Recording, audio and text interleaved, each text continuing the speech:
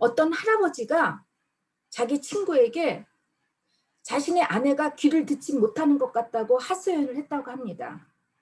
그랬더니 할아버지 친구가 정말 자네의 아내가 귀가 안 들리는지 이제 멀리서 떨어져서 말을 걸어보고 만일 못 알아들으면 한 걸음씩 가까이 가서 불러보라고 이렇게 제안을 했습니다.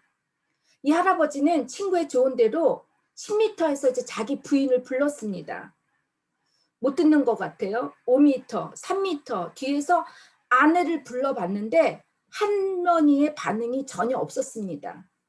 할아버지가 2m 할머니 뒤에서 섰을 때 할머니가 갑자기 화를 버럭 내시면서 몇 번을 답해야 알아듣는 거냐고, 당신 귀 막혔냐라고 했다는 말이 있습니다. 이해하셨죠? 이 유머. 이번 주에도 제가 죄와 회개에 관해 설교를 해야 되는데 여러분의 마음이 무겁고 부담이 되실 거라고 생각합니다. 그렇지만 우리도 회개해야 한다고, 회개하라고 말을 하지만 혹시 이 할아버지처럼 우리 자신은 정작 듣지 못하고 있는 것은 아닐지 우리 한번 다시 생각해 봤으면 합니다. 베드로의 두 번째 설교 내용이 오늘 본문 말씀입니다. 베드로와 요한이 기도하기 위해 성전으로 올라가는 중에 성전 미문 앞에 앉아서 동냥을 하고 있는 안진뱅이를 나사렛 이름으로, 예수의 이름으로 고쳐주었습니다. 갑자기 40년 넘게 성전 문 앞에 앉아서 동냥만 하고 있어야 할 그 안진뱅이가 갑자기 일어나서 걷다가 껑충껑충 뛰고 성전 안에 가서 기도를 하니 주변 사람들이 얼마나 놀랐겠습니까? 안진뱅이 사건은 순식간에 사람들에게 퍼졌을 것이고 이 소식을 들은 사람들은 솔로몬 행각이 스토아라는 것이죠. 모여들었습니다. 이 솔로몬 행각은 마치 바티칸 성 베드로의 성당 광장 그 양옆에 늘어선 베르니니 회당처럼 예루살렘 성전 남쪽에 위치하고 있습니다. 지붕이 있고 여러 개의 굵은 기둥으로 세워져 있는 건축 양식, 그 스토아 양식입니다. 이스라엘 역사가 요세푸스는 이 솔로몬 행각에 대해 해 아래 있는 것 중에 이야기하기에는 아주 좋은 곳이라고 했다고 합니다. 솔로몬 행각은 헤롯 왕 때 지어졌는데 헤롯 왕은 사람들이 모여 이야기도 하고 활동도 하면서 또 사내들인의 심판 장소로 사용하기 위해 이 솔로몬 행각을 건축했다고 합니다. 예수님께서 돈 바꾸는 사람들의 상을 엎은 곳, 성전을 정화한 곳이 바로 이 솔로몬 행각이었습니다. 베드로가 어떤 내용으로 설교를 했는지 그의 설교 말씀을 크게 4가지로 요약해 보자면, 첫째, 안진뱅이를 고칠 수 있는 능력은 베드로 자신에게서 나온 것이 아니라 오직 예수 그리스도이심을 강조했습니다. 태어나면서부터 40년 동안 한 번도 스스로 일어나지 못했던 안진뱅이가 한순간에 정상적인 사람과 똑같이 일어나서 걷고 뛰었다는 것은 실로 인간의 이성과 상식을 뛰어넘은 초월적인 사건이었기에 사람들의 반응 또한 대단했습니다. 여러분, 세계적으로 유명한 마술사 데이비드 카퍼필드 여러분 다 아시죠? 그가 마술쇼를 할 때 제가 한번 텔레비전을 통해서 중계하는 것을 봤는데 그 사람의 마술쇼에 빠져 있는 사람들, 그 관중들이 여기저기서 환호하는 소리가 들리는데, 여러분, 하물며 마술이 아닌 실제 사건이 내 눈앞에서 벌어졌다고 한다면 여러분 어떻게 반응을 하시겠습니까? 베드로는 아마 일약 스타가 되었습니다. 그러나 베드로는 기적을 베푸신 분이 다름 아닌 16절 예수 그리스도인데 이미 사람들이 알고 있었던 분이라고 합니다. 더 나아가 4장 10절에서 베드로는 너희가 십자가에 못 박았던 그 예수님을 하나님께서 살리시어 안진뱅이를 고치신 것이라고 선포합니다. 만일 여러분께서 어떤 유명한 백화점의 직원이라고 생각해 보세요. 어떤 여자분이 허술한 옷을 입고 가장 비싼 VIP 고객들에게만 파는 한정판을 찾는다고 한다면 여러분들은 그 여인에게 어떻게 반응을 하시겠습니까? 유럽에서는 아직까지 제가 이런 경험을 겪어보지 못했고 심지어 런던의 그 유명한 헤로스 백화점에서도 경험하지 못했는데 서울의 모 백화점에서 제가 경험했던 게 있어요. 고객이 어떤 옷을 입고 어떤 가방을 들고 어떤 치장을 하고 쇼핑을 하느냐에 직원들의 태도가 아주 달라집니다. 저는 그런 무시함을 이렇게 받았는데 여러분들은 그런 일이 없으셨는지요? 아마 보통 직원 같으면 이 한정판을 찾는 고객의 외모만을 보고 나가달라고 요구했을 거예요. 그런데 이렇게 쫓겨난 사람이 엄청난 부자라고 상상을 해보십시오. 고객에 판매하는 제품의 가격에서 일정의 그 프로비지온, 그 돈을 받는데 이 쫓겨난 사람이 몇 억짜리 보석을 살려고 했던 사람이라는 것을 나중에 여러분이 알았다고 한다면 여러분 얼마나 땅을 치고 속상할 일입니까? 마찬가지입니다. 병을 고치신 분이 예수이고 병 고침의 능력을 사도들에게 부여해 주신 분이 예수님이고 이 예수가 사흘 만에 부활하셔서 하늘로 승천하시고 자신들이 그렇게 기다리고 기다렸던 메시아라는 것, 이 사실을 알아보지 못해서 십자가에 못 박혀 죽게 했는데 그것이 자신들이 그렇게 쫓아내고 죽였던 그 예수님이 이 안진뱅이를 살렸다고 한다면 여러분 얼마나 속상하고 괴롭겠습니까? 마태복음 10장에 보면 예수님께서 제자들을 부르시고 제자들에게 더러운 귀신을 쫓아낼 수 있고 모든 병과 악한 것을 고칠 수 있는 능력을 주시면서 이 권능은 거저받은 것이니 거저주라고 하셨습니다. 또한 제자들이 하나님이 주신 이 은사들을 잘못 사용하고 욕심을 낼까 봐 너희 전대에 금이나 은이나 동이나 가지지 말고 여행을 위하여 주머니나 두벌 옷이나 신이나 지팡이를 가지지 말라고 세상으로 가서 천국이 가까웠다고만 선포하라고 하셨습니다. 여러분 오늘날 소위 병 고치는 은사, 신유 은사가 있다고 하시는 분들이 있습니다. 이분들이 정말 주의할 것은 자신들이 고친 것이 아니라 주님이 고쳐주셨다는 것을 잊지 말아야 합니다.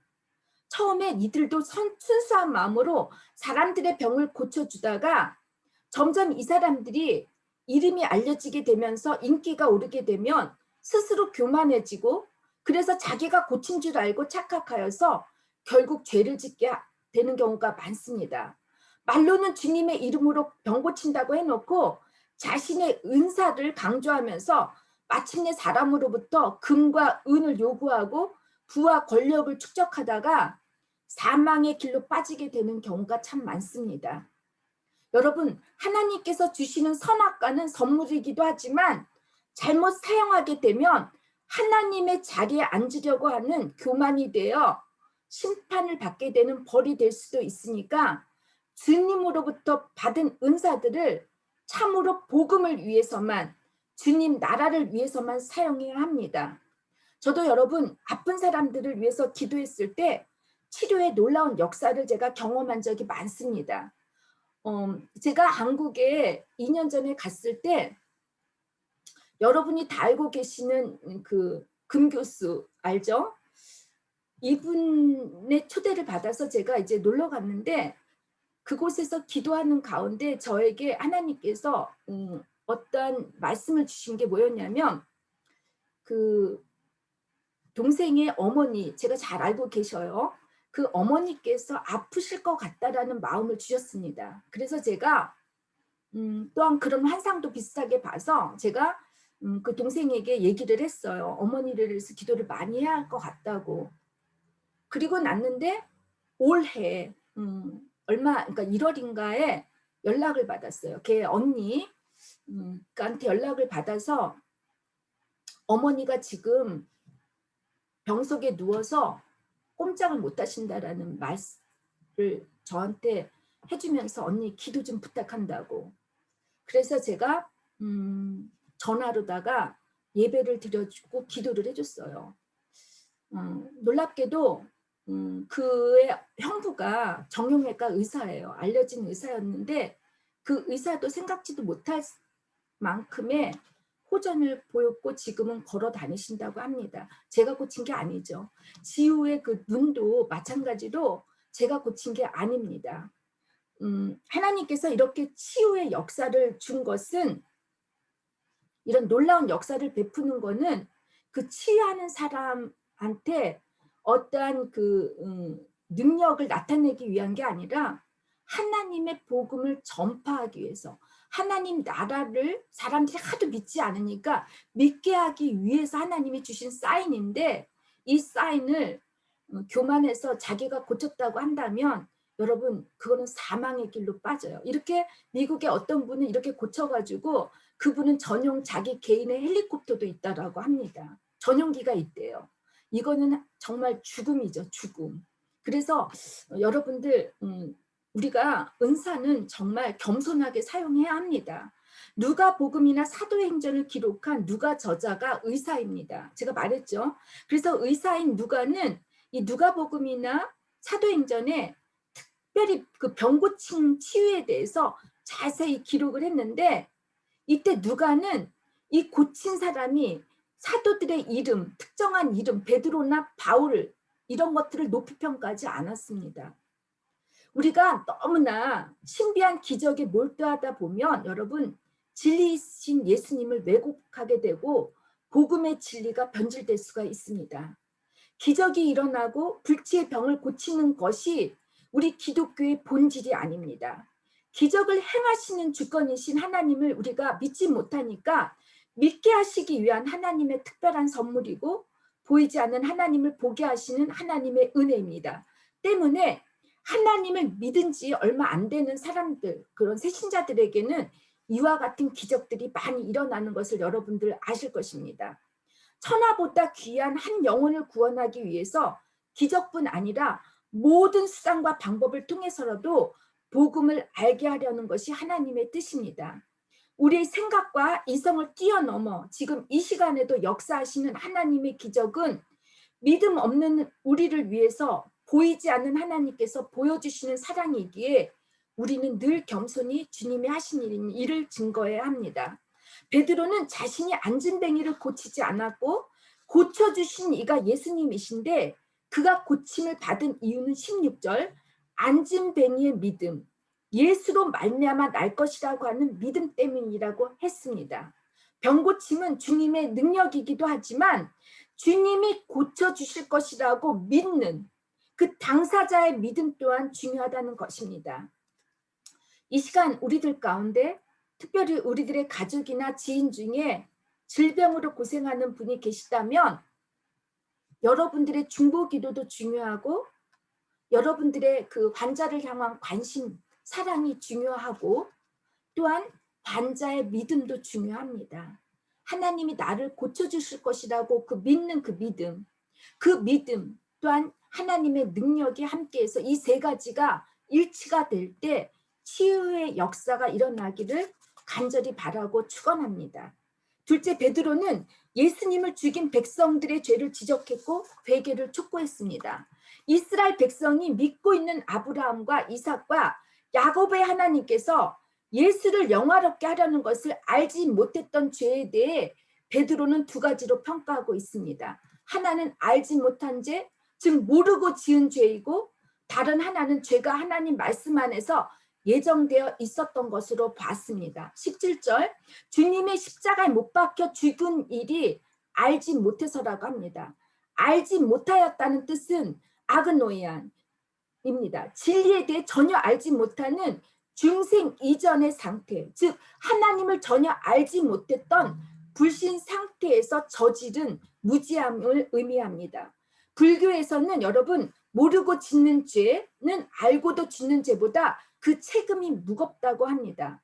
지글지글 끓고 펄펄 끓는 뜨거운 불꽃이 치솟는 그 쇳덩어리를 한 사람은 모르고 잡았고 또 한 사람은 알고 잡았다면 모르고 잡은 사람이 더 심하게 손을 댈 수 있는 것처럼 악을 저지르는 사람, 모르고 악을 저지르는 사람의 재앙이 더 크다고 이렇게 봤는데, 그러나 우리 기독교는 다릅니다.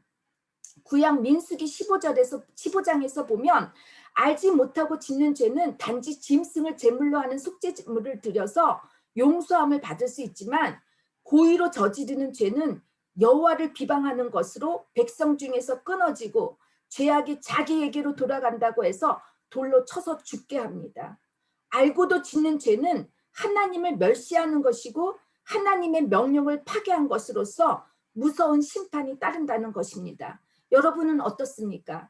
여러분이 지은 죄 중에서 모르고 짓는 죄가 더 많다고 생각하시는지, 아니면 반대로 알고 지은 죄가 더 많다고 생각하시는지 여러분 한번 스스로 물어보시기 바랍니다. 제가 오늘 주일학교에서 이 질문을 해봤더니 우리 주일학교 승찬이가 말하기를 자기는 모르고 지은 죄는 자기는 뜻하지 않았는데 어떤 그 벌레들을 발로 밟았거나 아니면 자기는 고의적으로 다른 사람들에게 이렇게 자기는 이렇게 고의적이지 않게 다른 사람들을 얘기를 했는데 그 사람이 알고서 자기 친구들이 상처를 받았다라는 것을 말했는데 우리 어린이들이 이렇게 솔직합니다. 여러분은 알고도 지은 죄가 많습니까? 아니면 모르고도 지은 죄가 많습니까?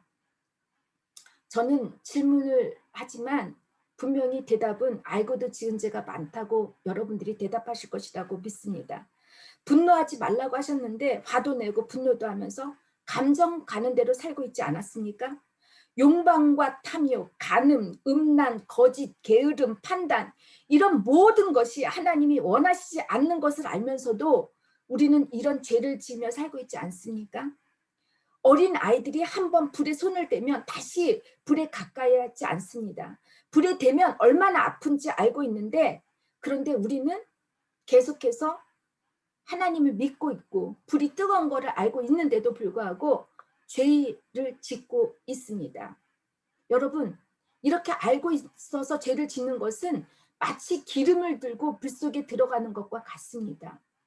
이 시간 여러분과 저는 우리의 죄를 다 고백하고 나사렛 예수의 이름으로 다시는 같은 죄를 반복하지 않겠노라고 다짐하시고 결단하시는 그런 시간이 되시기를 주님의 이름으로 부탁드립니다. 베드로는 우리가 알지 못해서 주님을 못 박은 죄를 범했지만 이는 또한 18절 선지자의 입을 통하여 예정하셨던 말씀을 이루기 위함이었다고 합니다. 우리가 지은 죄가 하나님의 관점에서 볼 때 하나님의 계획 안에 있었다는 것입니다. 하나님이 내가 죄를 지은 것을 이미 계획하셨다는 것이 아니라 내가 악한 죄를 저질렀지만 이 악을 통해서 하나님께서는 선으로 바꾸시게 하신다는 것입니다. 창세기에 나오는 여러분 요셉의 이야기를 다 알고 계십니다. 아버지 야곱의 편애와 요셉의 잘난 척 때문에 형들의 미움을 샀게 된 요셉은 형들에 의해 애굽의 노예로 팔려가게 됩니다. 아버지 야곱이 죽자 이제 형제들은 예전에 요셉에게 저질렀던 죄 때문에 요셉이 복수할까 봐 두려워했습니다. 이때 요셉은 형제들에게 당신들은 나를 해하려고 악을 저질렀지만 하나님은 그것을 선으로 바꾸사 오늘과 같이 만민의 생명을 구원하게 하셨다라고 말을 합니다. 요셉의 형들이 요셉에게 몹쓸 죄를 지었지만 그들의 죄악을 하나님께서 결국 선으로 바꾸셔서 이스라엘을 구원하시기 위해 사용했다는 것입니다. 인간의 악한 죄를 통해서라도 인간을 구원하시려고 하시는 것이 하나님의 방식입니다.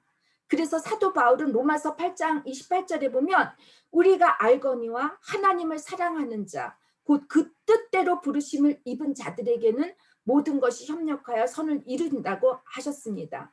여기서 말하는 이 모든 것이란 우리의 악과 실수와 잘못과 연약한 그 모든 것들을 포함하는 것입니다. 가끔 제가 제 지난 시간을 돌이켜보면 정말 후회할 만한 그런 죄들이 떠오릅니다.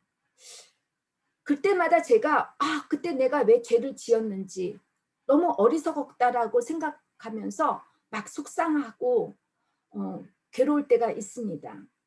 그리고 제 스스로에게 화가 납니다.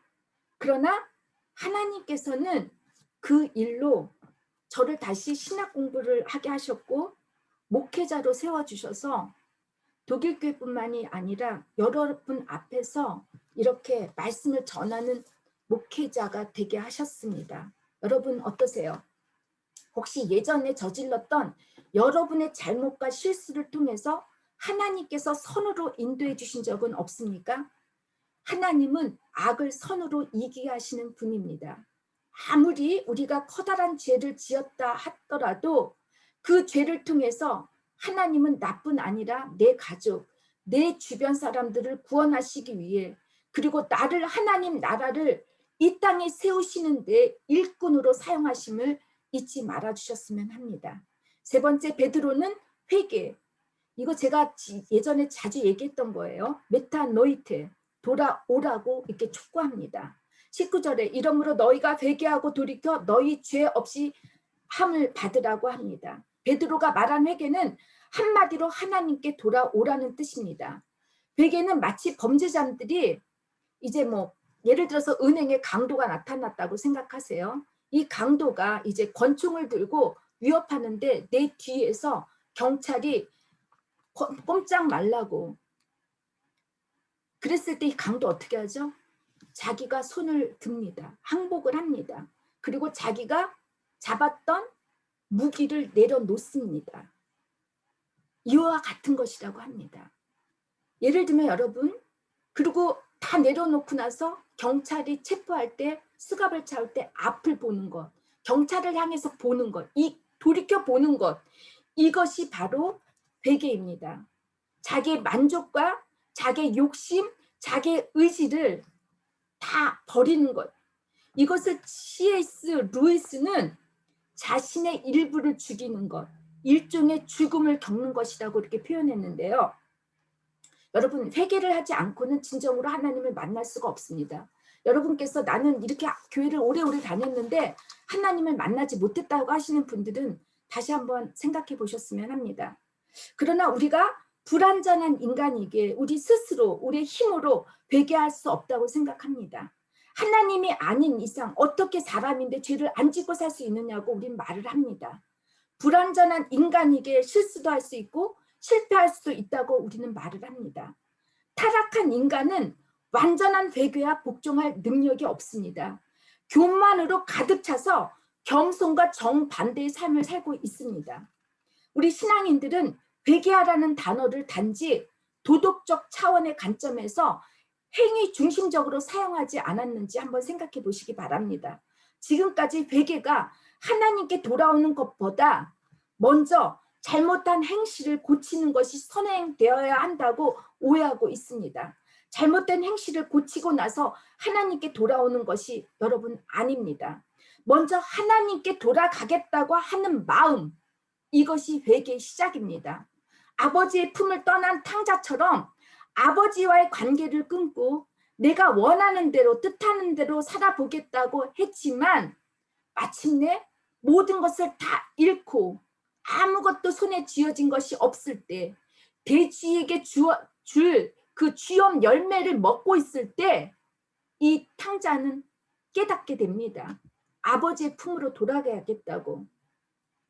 여러분, 우리가 모든 것을 다 가졌다고 했는데 그 모든 것으로 여러분의 행복, 여러분에게 기쁨을 충만하게 못했다면 그것은 쥐엄 열매입니다. 여러분들이 쥐엄 열매를 손에 쥐어졌을 때 그때 여러분께서는 주님, 저는 주님께 돌아가겠습니다.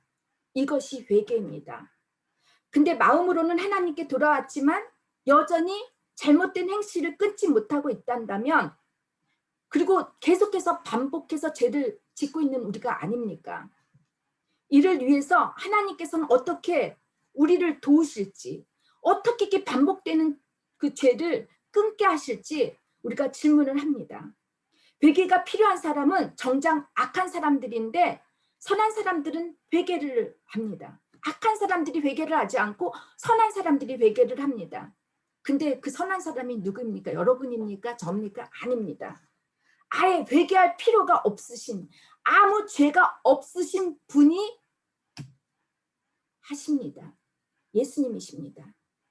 주님은 당신이 가질 수 있는 모든 것을 우리에게 나눠주시기 위해, 심지어 우리의 죄까지도 나눠주시기 위해 스스로 항복하고 십자가의 고통을 겪으며 죽기까지 순종했습니다. 내가 죽어야 할 그 자리에 주님이 대신해서 죽어주셨습니다. 주님이 나를 위해 죽어주신 그 주님이 우리 안에 계시면 됩니다. 주님은 모든 것을 나눠주신 분이시기에 당신이 가지고 있는 것을 우리에게 넣어주셨습니다. 죄를 이길 수 있는 힘도, 생각할 수 있는 사고도, 사랑할 수 있는 선한 능력을 주님이 우리에게 주셨습니다. 우리 안에 넣어주셨습니다. 그래서 우리가 사랑할 수도 생각할 수도 있는 것입니다. 주님 자신을 우리 안에 넣어주신 것을 우리도 함께 다른 사람에게 나누면서 살면은 우리가 반복해서 짓는 죄가 적어지고 줄어드는 것입니다. 때문에 우리는 날마다 주님의 사랑 안에서 항복하고 순종하고 십자가의 나를 못 박다 보면 우리의 악함은 줄어들게 되면서 회개할 일이 작아지게 됩니다. 여러분, 제가 항상 얘기했죠. 물에 병이 가득 차면 다른 이물질이 들어올 수가 없는 것처럼 우리 안에 주님으로 가득 차면 사탄의 역사, 악한 것이 들어올 수가 없습니다. 그런데 우리 다른 거로 채우려고 하잖아요. 예수님 한 분으로 만족하지 못하잖아요. 그렇기 때문에 이 비어있는, 내가 일주일에 살면서도 70%는 하나님으로 채웠는데 이 30%가 10%가 부족하다면 그거를 채울 수 있는 게 무엇입니까? 기도와 말씀이고 공동체의 나눔이고 성만찬이고 예배입니다. 제가 어저께 독일 친구에게 이렇게 예쁜 편지를 받았습니다. 가득 썼는데 이렇게 저에게 이렇게 편지를 보냈는데, 이 친구가 제가 여러분들 기도 모임에 오신 분들은 알겠지만 제가 요즘에 기도하는 게 하나님 교회에 떠났다가 교회 왔다가 떠나신 분들에게 불편한 마음을 달라고 제가 기도를 했습니다. 죄송합니다. 이 친구가 독일 교회를 떠났다고 했잖아요. 너무 불편한데 너무 힘들다는 거야. 다른 사람은 우울증이라고 하는데 자기는 우울증이 아니라고 그렇게 편지를 보냈다가 저에게 기도 부탁을 요청했고, 그리고 이 친구가 이제 순종을 하지 못하니까 마음이 불편하고 불안하고 우울하고 기쁨도 없어지고 아무리 24시간을 설교를 듣는데도 설교의 기쁨이 없다고 합니다. 여러분께서 삶 속에 기쁨과 불안함, 불편함이 있다면 여러분 순종하지 못해서입니다. 주님께서 주시는 말씀에 여러분이 순종한다면 정말 여러분들의 삶이 다시 감사해질 것이고 기뻐해질 것이고 행복까지는 안 가더라도 여러분의 삶에 보람을 느낄 것입니다. 또한 여러분, 주님이 예를 들어서 배에 계시다고 해요. 이렇게 오라고 그래요, 우리들한테. 근데 우리가 주님한테 헤엄쳐서 가야 되는데 여러분, 내가 록삭이나 이런 모든 짐을 지고 간다고 해보세요. 갈 수 있겠습니까? 물에 빠져 죽습니다. 이처럼 주님 앞에 나올 때는 여러분이 갖고 있는 모든 무거운 것들, 내가 세상을 사랑했던 재물이나 이 모든 것들을 내려놓고 오셔야 합니다. 이리 내려놓아야 할 것이 죄악들입니다. 이 시간 여러분과 저는 이 내려놓음을 위해 십자가 앞에 나가서 도움을 구하는 그런 사람들이 되기를 주님의 이름으로 부탁합니다. 마지막 넷째, 베드로는 하나님께서 예수님이 이 땅에 오신 것은 복을 주시기 위함이라고 합니다. 베드로는 19절 회개를 하고 돌이키게 되면 복을 받는다고 하는데 이 복을 세 가지로 제가 줄여봤습니다. 이 복은 아브라함에게 이미 약속하신 언약의 복, 25절이죠. 땅 위의 모든 족속이 너희 씨로 말미암아 복을 받을 것이라고 하는 복을 받게 된다는 것입니다. 유대인만 받는 복이 아니라 천하 만민이 구원받을 수 있는 복이라고 하십니다. 우리가 복의 근원이 되게 하신다는 것입니다. 구약에서의 복은 물질, 자녀, 축복 이런 것들이죠. 건강. 그러나 여러분, 이 복은 순간적인 것입니다. 영원한 생명을 얻는 복이 가장 큰 복입니다. 여러분, 이 세상의 모든 것을 다 가졌고 권세와 부와 모든 영화를 다 가졌지만 여러분들 죽을 때 이거 갖고 가십니까? 못 가지고 갑니다. 여러분들 우리는 죽습니다. 오늘 우리 아이들에게 얘기했어요. 근데 주시는 복이 무엇입니까? 우리가 사망으로 끝나고 맙니까? 우리가 그냥 아니지 않습니까? 우리는 영원한 생명을 살 수가 있다는 것입니다. 제가 더 요즘에 놀라운 게 제가 어저께 어떤 지인하고 통화를 했는데 제 나이가 이제 60이 돼간다라는 게 잊혀지지가 않아요. 내년에 60살 60살 생일 파티를 한다는 게 제가 믿기지가 않아요. 앞으로 제가 살아야 할 삶이 살아온 삶보다 이 짧아지는데 제가 욕심을 내면 뭐 하겠습니까? 가져갈 거 아무것도 없어요. 그러나 제가 다 모든 것을 내려놓고 주님 뜻대로 살 때 저는 내가 죽어서도 영원한 삶을 계속 살 수 있다라는 이 바라크가 복입니다. 여러분, 영원한 생명을 위해서 여러분 어리석은 것들에 연연해하지 마시고 붙잡지 않으시기를 주님의 이름으로 부탁합니다. 둘째, 새롭게 되는 날, 유쾌하게 되는 날을 맞는 복을 받게 될 것이라고 합니다. 여기서 새롭게 되는 날, 유쾌한 날이라고 해요. 이것이 무엇냐면 주님이 이제 다시 오시는 재림의 날을 의미합니다. 하늘로 올라가셨던 그 주님이 다시 이 땅에 오셔서 심판을 할 때 우리가 하나님의 자녀로 구원을 받는 그런 기쁨이라고 합니다. 여러분, 제가 학교에서 아이들을 가르칠 때 벌을 주는 친구, 벌을 주지 않는 친구들을 나눈다고 생각해요. 열심히 제 숙제를 잘하고 이런 애들은 제가 선물을 주면 애들 너무너무 기뻐해요. 그런데 이 선물을 받지 못하는 애들은 속상해합니다. 그리고 저한테 얘기해요. 프라우젤 자기가 다시 뭔가를 다시 하면 안 되겠느냐고. 때는 늦었어요. 만약에 하나님께서 내일 아니면 당장 이 시간에 우리 주님이 재림하셔서 여러분에게 너는 영원히 살 수 있고 너는 지금 받을 수 없다라고 생각하신다면 여러분 얼마나 슬프겠습니까? 우리는 주님이 재림하셨을 때도 지금도 우리가 주님과 산다면 함께 한다면 우리는 영원한 심판을 오신다고 할지라도 우리를 두려워하지 말아야 합니다. 여러분 많은 분들은 유튜브나 이런 데서 종말론을 봐요. 무서워해요. 그리고 막 엄포를 줘요. 우리는 여호와의 증인들이 아닙니다. 종말이 무서운 게 아닙니다. 심판을 무서워하는 분들은 우리가 죄를 회개하지 못했기 때문입니다. 우리가 하나님의 자녀인데 하나님이 심판할 때 우리를 그렇게 내버려 두겠습니까? 우리를 구원해 주시는데 그럴 때 여러분 감사하시기를 바랍니다. 감사. 그래서 여러분 모두가 심판의 날에 그것이 내일 온다 할지라도 우리는 감사하며 주님의 자녀가 된 것에 대해서 또 구원받는 것에 대해서 감사하는 복, 그 복을 우리가 받게 된다는 것입니다. 셋째, 선지자 하나를 세워 우리 곁에 붙어주시겠다는 복입니다. 예수님이 메시아임을 증언하기 위해 이미 아브라함, 모세, 사무엘 등 많은 선지자를 보내주셨습니다. 그들을 통해 구원받을 기회를 주었지만 그들의 말씀을 듣지 않고 불순종해서 결국 명령받을 수밖에 없었습니다. 26절에 보니까 하나님이 그 종을 세워 복 주시려고 너에게 먼저 보내사 너희로 하여금 돌이켜 각 그 악함을 버리게 하셨느니라. 우리의 악함을 버리기 위해 하나님께서 선지자를 보내주셨다고 합니다. 당연합니다. 선지자는 예수님입니다. 예수님을 믿지 못하지만 여러분 우리들은 선지자가 될 수가 있습니다.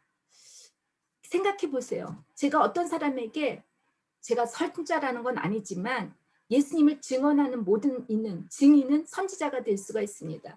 예수님에 대해서 그렇게 얘기를 하는데 듣지 않았어요. 근데 막상 뚜껑을 열어보고 하늘나 갈아보니까 제 얘기가 그때 안 들었던 걸 후회한다고 생각해 보세요. 얼마나 답답하고 속상하고 안타깝겠습니까? 여러분에게는 우리가 신앙생활 하면서 죄를 짓고 또 넘어질 수도 있습니다. 그러나 우리 옆에는 선지자를 세워주신다고 했고 우리 스스로가 선지자가 될 수 있다고 하셨습니다. 안진뱅이를 세워주는 그 기적의 역사는 내가 세움을 받을 수 있고 다른 사람을 세워줄 수 있는 복이라는 것입니다. 여러분과 제가 회개하고 돌이켰을 때 우리는 이 모든 세 가지 복을 누리며 살 수 있고 이 복을 알지 못하는 사람들에게, 주님을 알지 못하는 사람들에게 증거할 수 있는 증인이 되어주시기를 주님의 이름으로 축원합니다. 안진뱅의 기적의 사건은 마치 저희 교회에 종이 울려요. 10시 10분 전에 10시에 예배면 종이 울려요. 그러면 종이 울리면 오늘 교회에서 예배가 시작됐다라고 하는 것처럼, 그래서 사람들이 예배를 보러 가는 것처럼 이 기적의 역사들이 여러분 삶 속에서 많이 일어나서 다른 사람들에게 주님이 살아계시다라고 하는 이 종을 쳐주시는 여러분들이 되시기를 주님의 이름으로 부탁드리고 축원합니다. 다 같이 기도하시겠습니다. 하나님 감사합니다. 저희들이 부족하고 완전하지 못해서 주님을 믿지만 날마다 저희들이 죄를 짓고 있습니다. 늘 100%가 되지 못하여 주님으로 채워주시는 그 100%가 되지 못하고 그 작은 그 부족한 것이 저희들의 마음을 괴롭히고 저희들을 죄짓게 하고 있습니다. 하나님, 저희들 안에 공동체의 나눔과 말씀과 기도를 통하여 저희들이 충만할 수 있게 도와주시고 이 반복하는 죄를 끊을 수 있도록 주님이 우리들 마음속에 임하여 주시옵소서. 그래서 하나님, 주님이 그 주신 놀라운 것들로 우리가 나누며 살기에 부족함이 없도록 하시고 회개가 필요 없는 하나님의 자녀들이 다 될 수 있도록 인도해 주시옵소서. 감사하고 예수님의 이름으로 기도드립니다. 아멘. 세상 끝날까지 우리를 버리지 아니하시고 함께 하시는 성자 예수 그리스도의 은혜와 무한하신 하나님의 사랑과 우리를 진리 가운데로 인도하시고 성령의 감화 감동하심이 또한 교통하심이 이제부터 영원히 함께 하시기를 간절히 축원하옵나이다. 아멘.